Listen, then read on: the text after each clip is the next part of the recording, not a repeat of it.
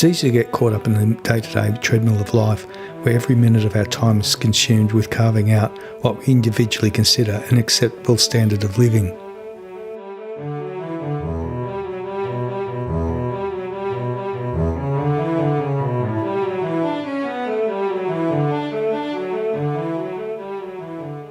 I'm meeting up with Evelyn Gardner, who at 77 is a human dynamo. Evelyn dedicates her life to improving the standard of living for those who are homeless.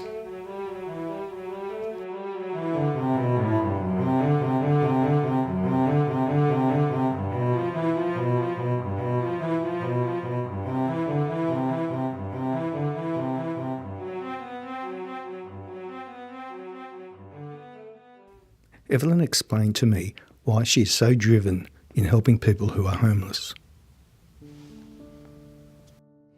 I was born blind. I couldn't see.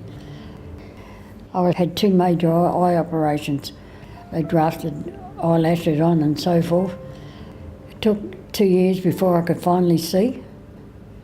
I was put in orphanages when I was 1 year old. So I had a lot of nasty things done by other kids in the orphanages because they take advantage of you when you can't defend yourself. But then I become a terror after that. It took me a long time to put trust in people. It's a bit hard to talk about it, but doctors you thought were there to help you and to fix up anything that is wrong with you. They used to take advantage of you in these orphanages. They're supposed to find out what mental problems you might have or anything like that. Yeah, they found out our mental problems by molesting us. As far as I'm concerned, my womanhood was taken away before I even my life was destroyed. So I was going down the wrong track from then on. Then I was transferred to Ballarat Orphanage. I'll never forget that place as long as I live. They say you got to try and forgive and forget. Ballarat, the nuns used to pick on you when they knew you had issues that you couldn't handle, and they used to drag us across to the priest's quarters. It's too painful to talk about that.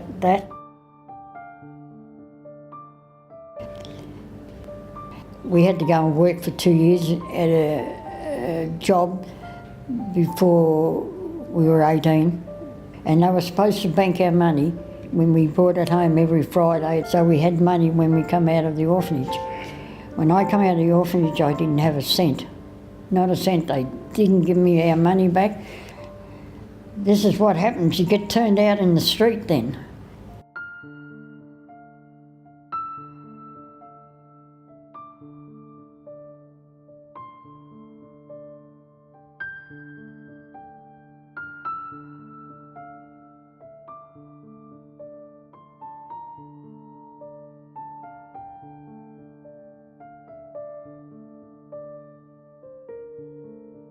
And now they're starting to dig up the bones of these kids in that, because it's been pulled down, closed down. And that's why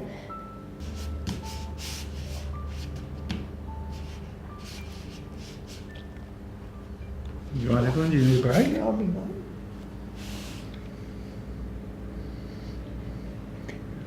It hurts me to see kids get treated like they are today, and that's what drives me. I followed Evelyn to Cornerstone, a soup cafe run by the Seventh-day Adventist Church. Evelyn volunteers her time 2 days a week here. I asked Bob Stratford, an administrator, to tell me about Cornerstone. The Cornerstone Cafe. It's a cafe. We do serve meals. It's a tablecloth and with menu, and volunteers, somewhere between any 11 and 12 volunteers on any given Wednesday, most of whom are in excess of 70 years of age, men and women. We have the folks come in, they have a menu to which to choose. We have volunteer waitresses who take their orders and deliver the food to their table. There is no pressure, there is no formality. We serve somewhere in the vicinity of 25 to 35.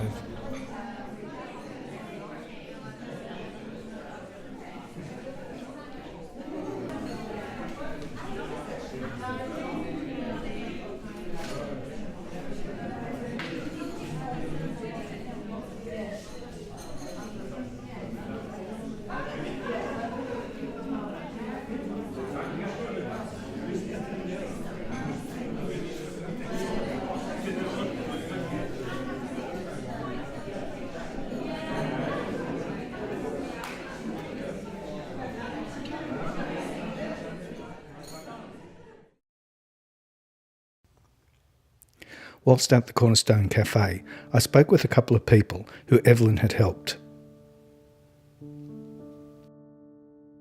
From when I first became homeless, sleeping in the ute, and I'd done that for about 3 weeks.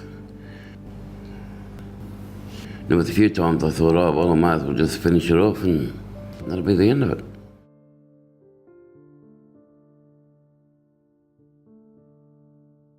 I was involved in a high-speed MVA.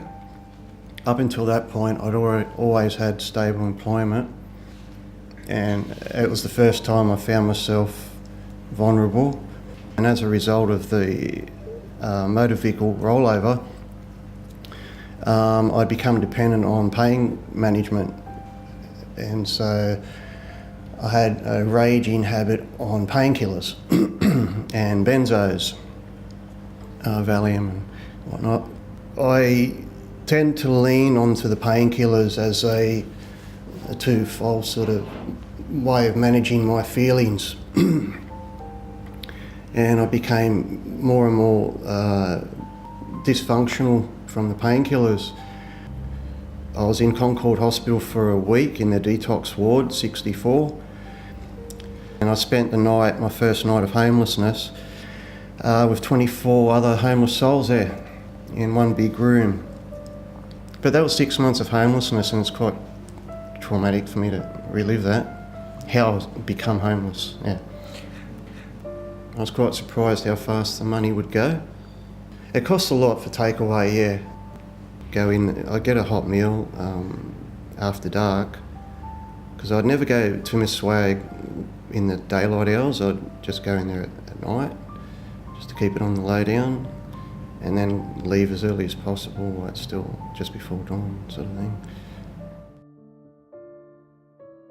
I go out where I know the haunts are, feed them with, the homeless with, I make sandwiches for them, I make up soup for them, and I go out, especially, and they look for it. But they will not come out unless I yell out to them, it's Evelyn, everything's okay, it's Evelyn. And I've got a whistle and it's got a certain tone in it.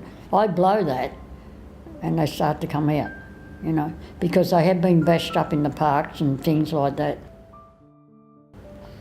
Some are in foster care, and boy, it really upsets me and hurts me, the fact that some of these people are taken into foster care. It's not to look after them or care them and make them one of their own family. It's money.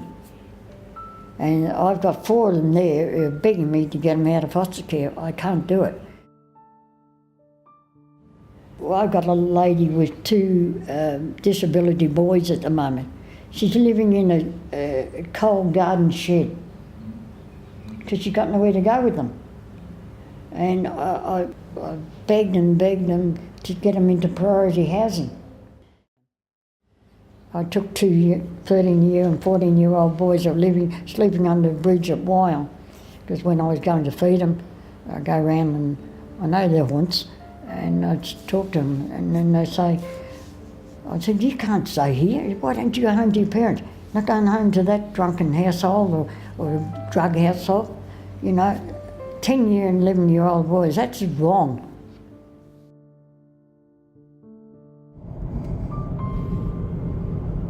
I'm meeting up with Wayne Fullerton, a manager of a motel who provides accommodation for those who are homeless. He believes that 80% of people who stay at his motel have been affected by the drug ice in some way. I run a motel that houses mostly Department of Housing guests. I have around about 10 guests per night. Most of the guests are suffering some sort of mental illness, either from drugs, alcohol, childhood abuse, all different sorts of reasons. A lot of these people are expected to fulfil housing requirements, and a lot of them are not able to. So a lot of these people are falling through the cracks. Their housing can't assist them. They've burnt all their bridges with their family and friends. There's nobody else that can help them. I had a lot of people coming here begging me for rooms, and as manager I can't do that. So what I did was I got on social media and I got some support from the local church, and they cover me for 1 or 2 nights accommodation a week, which is just not enough. I get somebody every night just about coming through here, so I could do with a room 7 nights a week. I hand out food hampers, hygiene packs. We do resumes for them, refer them to different referral services. Evelyn goes out looking for people. She finds homeless people, and she contacts me to see if I can cover them for a night's accommodation. Some of them take advantage of her because she's so kind. So what we need is we need like a community house that we can, with say 10 bedrooms or something, where we can house people overnight for 1 or 2 nights, and this will take pressure off a lot of people like myself and Evelyn, who often pull money out of her own pockets to help them. 10 years ago I went through addiction with amphetamine. For years after I stopped using amphetamine, I had mental health issues, depression and that sort of thing. So I completely understand where these people are that are coming through here. And it seems that nobody else wants to help them. So being there myself and knowing how appreciative I was of just a little tiny bit of help when you're on your knees made all the difference in my life, and I'm just hoping to pay that back. I've got young women with babies coming through here begging me for accommodation. A lot of single males. Most people on Centrelink can't afford accommodation, so they're lounge surfing. They're staying at friends' places until they wear their welcomes out. They're moving from friends to family and family back to friends, and eventually they burn all their bridges. They've got nowhere to go. They go to housing. If housing won't assist them, they end up coming back here and asking me to cover them for a few nights, which I can't do. But now I have the assistance from the Uniting Church, so I can cover them for a few nights. Affordable accommodation is the biggest need on the Central Coast. I didn't expect it, senior citizen for the year, and for what I did do for the community. I was so embarrassed. I don't like to publicise, because I do it because it comes from my heart. If there were half a dozen more Evelyns in the world, we'd probably have world peace by now.